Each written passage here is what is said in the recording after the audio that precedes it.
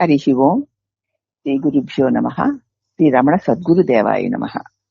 శ్రీ రమణ భాషణంలో మార్చి 13, 1937, 374ది. H Travancore మహారాజా వారు సాయంత్రం 4:30 గంటల నుండి 5:15 వరకు శ్రీ భగవాన్ తో సంభాషించారు. ఆయన ముందు మైసూర్ మహారాజు వారు వచ్చి వెళ్ళారు కదా. తర్వాత మార్చి 13వ తారీఖున తిరువాన్కూర్ మహారాజు వారు ఆ 13వ తారీఖు సాయంకాలం 4:30 గంటల నుండి 5:15 వరకు ఈ భగవాన్ తో సంభాషించారు.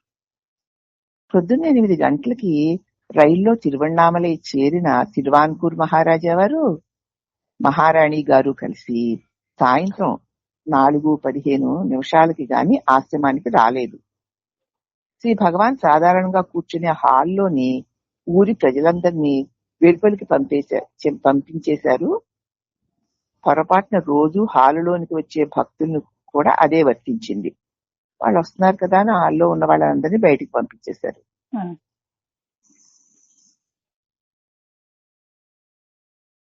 పొరపాటున ఆ రోజు కూడా హాల్లోకి వచ్చే భక్తులను కూడా అదే వర్తించింది. వారిని ఆ సంవాద సమయంలో అక్కడ ఉండనివ్వలేదు. అప్పుడు ఒక రిటైర్డ్ జిల్లా మెజిస్ట్రేటు రాజకుటుంబాన్ని శ్రీ భగవాన్ కి పరిచయం చేశారు. ఈ రాజుగారిని, రాణి గారిని, తిరువాన్కూర్ మహారాజు గారిని, రాణి గారిని భగవాన్ కి రిటైర్డ్ జిల్లా మెజిస్ట్రేట్ గారు ఆ భగవాన్ కి పరిచయం చేశారు. రాజావారి అంగరక్షకుడు, ప్రైవేట్ సెక్రటరీ, తిరువాన్కూరు రాజ ఉద్యోగులు కొందరు, మైలాపూర్ న్యాయవాది ఒకరు కూడా వచ్చి ఉన్నారు.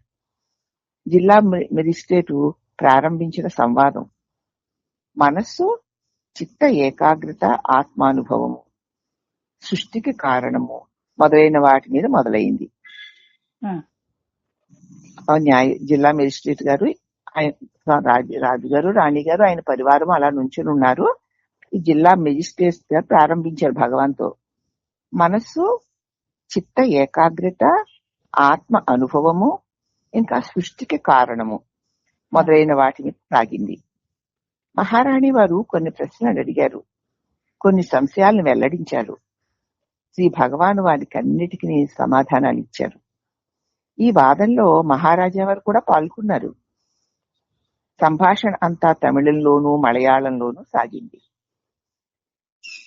తిరువాన్కూరు రాజకుటుంబం ఇక్కడ ఉన్న సమయంలో మహారాణి వారు మంచి సంస్కారం ఉన్నవారుగా, ఉత్సాహవంతులుగా, మలయాళ, తమిళ, ఆంగ్ల భాషల్లో ప్రవీణ కలిగిన వారిలాగా కనిపించారు.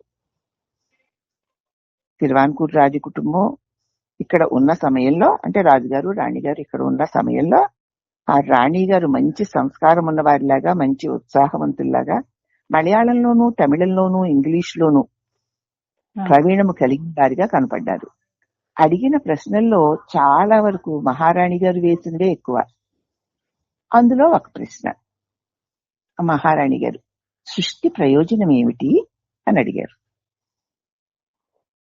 మహర్షుల వారు ఈ ప్రశ్న వెయ్యడానికి, దాని సమాధానానికి విచారణ చేసి చివరికి ఆత్మతో సహా సర్వానికి ఆది కారణమైన బ్రహ్మము స్థితిలో నెలకొల్పడానికి ఈ విచారణ ఆత్మ విచారణగా మారుతుంది. అనాత్మ విషయాలన్నిటినీ ఏరివేసి శుద్ధము, పరమము అయిన ఆత్మస్థితిని ఏర్పరచడంలో ముగిసిపోతుంది అన్నారు. అంటే ఏమిటనమాట వివరణ?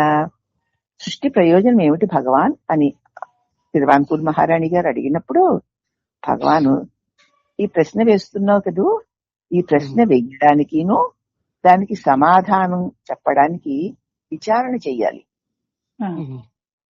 విచారణ వల్ల చివరికి ఆత్మతో సహా, అంటే నేను అనేటువంటి ఆ స్ఫురణతో సహా సర్వానికి కూడా ఆది కారణమైన బ్రహ్మము స్థితిలో నువ్వు నేను అనేటువంటి ప్రత్యేక వ్యక్తి భావన వదిలి సర్వమునకు ఆధారమైన ఆది కారణమైన బ్రహ్మములో నువ్వు స్థితిని నెలకొల్పగలుగుతావు ఈ విచారణ వల్ల. ఈ విచారణ ఆత్మ విచారణగా మారుతుంది. అనాత్మ విషయాలన్నిటినీ ఏరివేస్తే శుద్ధము బ్రహ్మము అయిన ఆత్మస్థితి ఏర్పడడంలో ఇక ఈ విచారణ ముగిసిపోతుంది అన్నారు భగవాన్. అప్పుడు మహారాణి గారు అంటున్నారు, అయితే మరి ఈ విచారణ ఎలా ప్రారంభించాలి అని. అప్పుడు మహర్షులు వారు అంటున్నారు, ఆత్మ ఎల్లరికీ పరిచితమే, దాని విచార ప్రారంభము కూడా దానికి సమమే. ఆత్మ అందరికీ పరిచయమైనదే. నేను అనేటువంటి ఆ స్పృహ తెలియని వారు ఎవరూ లేరు. దాన్ని విచారించడానికి కూడా, దాని విచారణ కూడా ఆత్మతో సమానమైనదే. తన్ను తానే విచారించుకుంటూ ఉంటుంది అన్నారు భగవాన్. అప్పుడు ఆవిడ, నాకు ఉన్న పాటి పరిమిత దశలో ఏదో ఒకసారి నేను ప్రారంభించాలి కదా. ఇప్పటికీ నేను ఎంత పరిమితి చెందానో ఆ దశలో నేను ఏదో చోట ప్రారంభించాలి కదా అందావిడ. మహర్షి అన్నారు, ప్రతి వానికి వాని ఉపాసన లేక జప విధానము ఉండనే ఉంటాయి కదా. ప్రతి వాళ్ళకి వారి ఉపాసన, వారికి అలవాటు పడినటువంటి పద్ధతి, ఒక జపము ఉంటాయి కదా. కాబట్టి శ్రద్ధగా దానినే పట్టుబట్టి చేయడమే. ఇంతకు ముందు నువ్వు దేనిని ఆచరిస్తూ వస్తున్నావో దాని మీదైనా నీ ధ్యాస పెట్టి చెయ్యి. అది తానే ఆత్మవిచారణకి దారికి. నువ్వు చేస్తున్న దాని మీద నువ్వు ఏకాగ్రత పెట్టి గనక చేస్తూ పోతే అదే నీకు ఆత్మ విచారణ వరకు తీసుకువెడుతుంది అన్నారు భగవాన్. ఆ లేఖకుడు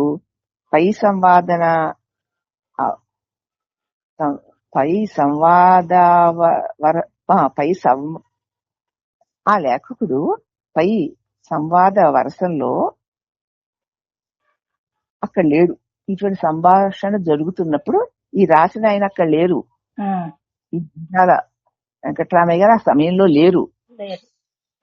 విషయము శ్రీ మహర్షి అనుచరు నుంచి సేకరించి రాశారు. ఇప్పుడు ఇది రాసినప్పుడు, ఈ సంఘటన జరిగినప్పుడు మునగాల వెంకటరామయ్య గారు అక్కడ లేరు. అయితే ఆ తర్వాత వారు వచ్చి వెళ్ళిన తర్వాత ఆ సంభాషణని మహర్షి అనుచరుడు సేకరించగా దానిని ఇక్కడ రాయబడింది. కాబట్టి తిరుమలపూర్ మహారాజు గారు రావడము, వారి పరివారంతో వాళ్ళు రావడము, ఆ మహారాణి గారు భగవాన్ని ప్రశ్నించడం, ఆ ప్రశ్నలు ఏమిటంటే సృష్టి ప్రయోజనం ఏమిటి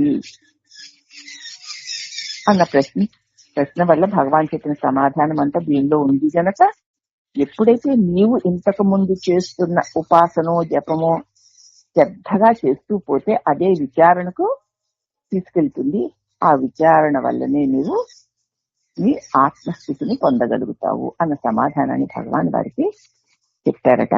మనం కూడా ఇప్పుడు మనం ఏది చేసుకుంటూ పోతున్నామో దానినే, ఆ ఒక్కదానినే వదలకుండా చేసుకుంటూ పోతే అదే నీకు నీ స్వరూపాన్ని అందిస్తుంది అనేటువంటి సమాధానాన్ని మనం కూడా స్వీకరించి, మనం ఇంతకాలం ఏం చేస్తున్నామో దాన్ని వదలకుండా, పక్కకి చూడకుండా మన సాధనలో మనం నిమగ్నమై ఉంటే మనం మన ఆత్మస్వరూపాన్ని పొందగలము అని మనకు భగవాన్ తెలియచేశారు. హరి ఓం నమః.